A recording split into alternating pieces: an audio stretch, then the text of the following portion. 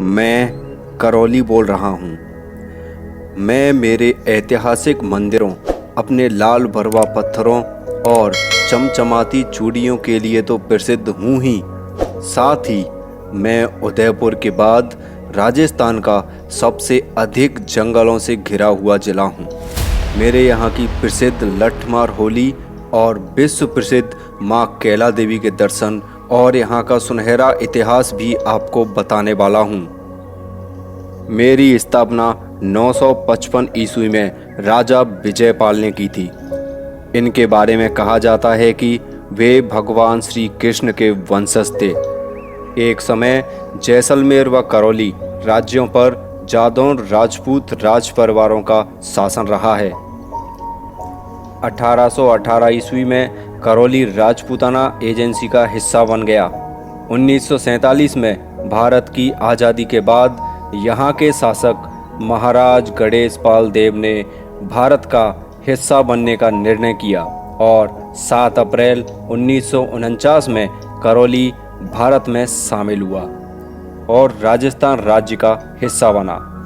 राजस्थान सरकार द्वारा 1 मार्च 1997 को सवाई माधोपुर जिले की 5 तहसीलों को मिलाकर एक अलग जिला करौली का गठन किया और मुख्यमंत्री श्री भैरव सिंह शेखावत ने 19 जुलाई 1997 को इस जिले का उद्घाटन किया। आपको बता दूं, मेरे अंदर 300 से ज़्यादा मंदिर हैं, जिसकी वजह से मुझे राजस्थान का वृंदावन भी कहा जाता है। लगभग 5500 वर्ग किलोमीटर में फैला मैं करौली जिला राजस्थान का 25वां सबसे बड़ा और 9वां सबसे छोटा जिला हूँ। मेरा प्रारंभिक नाम कल्याणपुरी हुआ करता था। मैं राजस्थान के पूर्वी भाग में स्थित हूँ। 2011 की जनगणना के अनुसार मेरे अंदर 14,58,248 से ज़्यादा लोग रहते हैं। मेरे पड़ोसी जिले भरतपुर, दौसा, सवाई माधोपुर, धौलपुर और मध्य प्रदेश से अपनी चारों ओर की सीमाएं साझा करता हूं। मेरे यहाँ की साक्षरता दर की बात करें तो मेरे यहाँ की साक्षरता दर 66% है। वो मेरी ही रियासत थी जिसने अंग्रेजों से सबसे पहले संधि की थी। मेरे यहाँ की 5 नदियाँ माची, अटा, भद्रावती, बरखेड़ा, बैसावट, मेरी नदियों के संगम पर मेरा पांचना बांध राजस्थान का सबसे बड़ा मिट्टी से बना बांध है। मेरे यहाँ चमड़ी की जूतियाँ, चांदी के गहने और स्टील का सामान बहुत प्रसिद्ध है। इन्हें खरीदने के लिए आप सिटी पैलेस के बाजार में जा सकते हैं। इसके अलावा मिट्टी से बनी भगवान की मूर्तियाँ और दूध से बनी मिठाइयाँ भी लोगों को बहुत भाती हैं। इस बाजार में कोई बड़ा सामान मिलना मुश्किल है, लेकिन स्थानीय लोगों द्वारा बनाई जाने वाली लाख और कांच की चूड़ियाँ खरीदी जा सकती हैं। मेरे यहाँ के लकड़ी के खिलौने लोगों को खूब पसंद आते हैं। मेरे जिले की प्रमुख फसलें हैं बाजरा, मक्का, तिल, ज्वार, जौ, चना, गेहूं और सरसों। मेरे यहाँ के लोगों का मुख्य व्यवसाय कृषि एवं खनन कार्य है। अगर आप राजस्थान में घूमने की कोई अच्छी जगह तलाश रहे हैं तो आपको मेरे यहाँ जरूर आना चाहिए, क्योंकि मेरे शहर में बहुत सारे मंदिर, किले व महल स्थित हैं। अब मैं आपको लेकर चलता हूँ मुख्य आकर्षण के केंद्र सिटी पैलेस पर। सिटी पैलेस, यह महल करौली का मुख्य आकर्षण है। इसका निर्माण कार्य अर्जुन पाल ने 14वीं शताब्दी में करवाया था, लेकिन इसका वर्तमान स्वरूप का श्रेय राजा गोपाल सिंह को जाता है, जिन्होंने 18वीं शताब्दी में इसका पुनः निर्माण करवाया था। लाल वरवा पत्थर से बने मेरे इस महल में सफ़ेद पत्थरों का भी खूबसूरती से इस्तेमाल किया गया है। महल की छत से शहर का पूरा दृश्य देखा जा सकता है। दीवाने आम की जालियां और रंग पहल के रंगीन कांचों से बने झरोखों को भी देखने लायक है। 1950 में यह महल मदन मोहन ट्रस्ट को सौंप दिया गया था।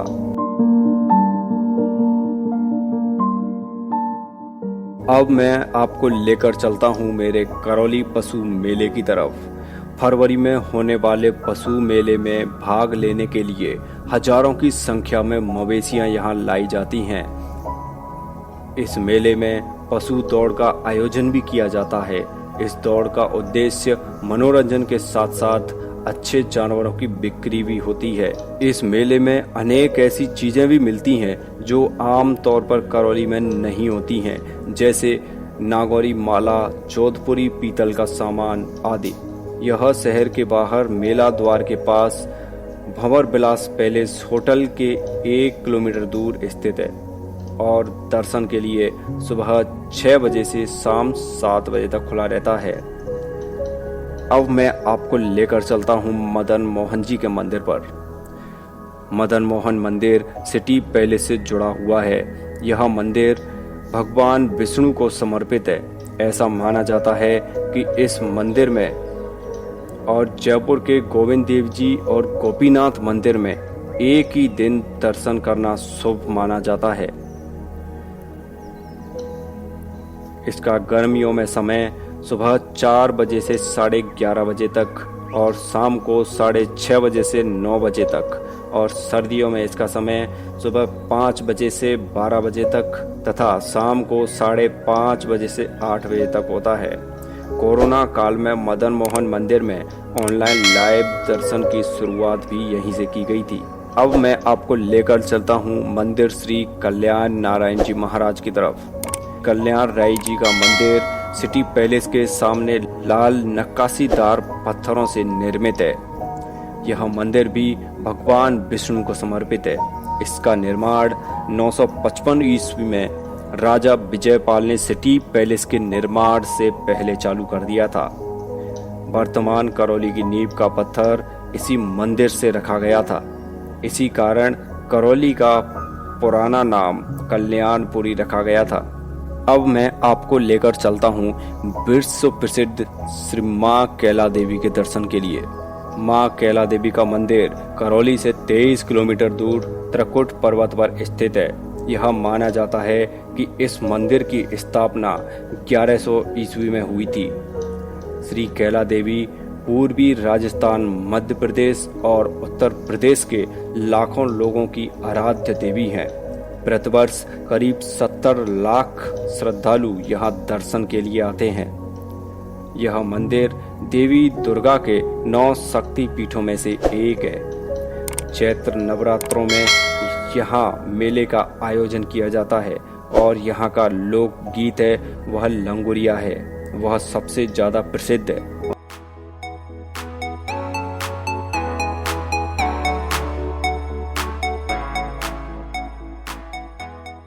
साथ ही मैं आपको लेकर सकता हूँ कैला देवी अभयारण्य की ओर। मुख्य लेक कैला देवी अभयारण्य। यह अभयारण्य करौली से 23 किलोमीटर दूर दक्षिण पश्चिम में स्थित है। इस अभयारण्य की सीमा कैला देवी मंदिर के पास से शुरू होकर करणपुर तक जाती है और रणथंभौर राष्ट्रीय उद्यान से भी मिलती है।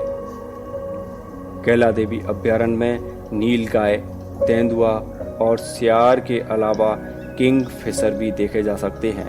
अब मैं आपको अपने तिमनगढ़ किले की तरफ लेके चलता हूँ। तिमनगढ़ करौली से 40 किलोमीटर दूर है। इस किले का निर्माण 12वीं शताब्दी के मध्य में हुआ था। अपने समय में तिमनगढ़ स्थानीय सत्ता का केंद्र था। कुंवरपाल को हराकर मोहम्मद गौरी और उनके सेनापति कुतुबुद्दीन ने इस पर कब्जा कर लिया था। इसके बाद राजा कुंवरपाल को रेवा के गांव में शरण लेनी पड़ी। जिले के मुख्य द्वार पर मुगल स्थानीय कला का प्रभाव दिखाई पड़ता है, लेकिन किले के आंतरिक हिस्से पर यह प्रभाव नहीं है। इनकी दीवारें और मंदिर, बाजार अपने सही रूप में देखा जा सकता है, लेकिन किले को किसी भी रखरखाव में नहीं रखा गया है। इस वजह से किले को काफी नुकसान हुआ है और यह किला दिन पे दिन ढहता ही जा रहा है। अब मैं आपको लेकर चलता हूँ श्री महावीर जी मंदिर की तरफ। महावीर जी का यह मंदिर चांदपुर गांव में स्थित है। यह मंदिर जैन धर्म की आस्था का केंद्र है। इस मंदिर में भगवान महावीर की प्रतिमा है, जो कि पद्मासन में विराजित हैं। मंदिर के पास ही गंभीर नदी बहती है। महावीर जी की प्रतिमा को जमीन से खोदकर प्राप्त किया गया है। प्रतिवर्ष महावीर जयंती अप्रैल माह में मेले का आयोजन किया जाता है, जो कि 5 दिनों तक चलता है। मेले के अंतिम दिन रथ यात्रा निकाली जाती है। वह कई धर्मों और सांस्कृतिक आयोजन किए जाते हैं। देश भर से हजारों श्रद्धालु इसमें सम्मिलित होने आते हैं। यह मंदिर सांप्रदायिक भावनात्मक का केंद्र माना जाता है। अभी मैं आपको लेकर चलता हूं मंडरायल किले की ओर। मंडरायल किला मंडरायल उपखंड का एक महत्वपूर्ण दर्शनीय स्थल है। वर्तमान में देखभाल और सार संभाल के अभाव के चलते यह पूरी तरह से क्षतिग्रस्त हो गया है। इस वजह से यहाँ पर कोई भी दर्शक नहीं जाते हैं।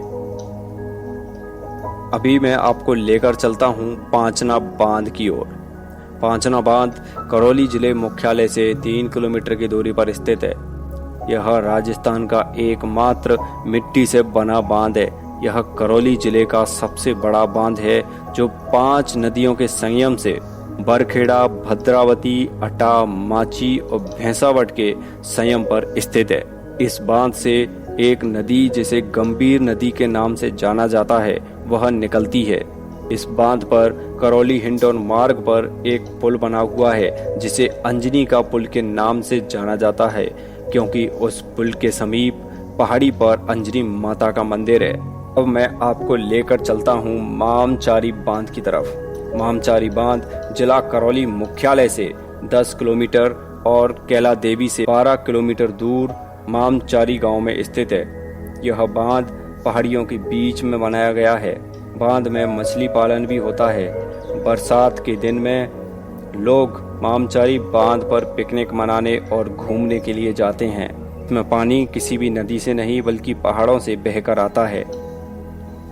आप यहाँ पर घूमने का मन बना रहे हैं तो आप यहाँ पर आइए, आपका स्वागत है और राजस्थान के वृंदावन में घूमने के मजे लीजिए।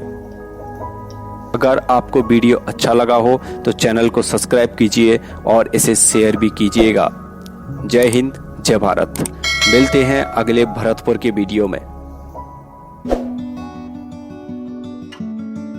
साथियों, मैं आपको राजस्थान के सभी जिलों की जानकारियां दूंगा, उनका पूरा इतिहास बताऊंगा।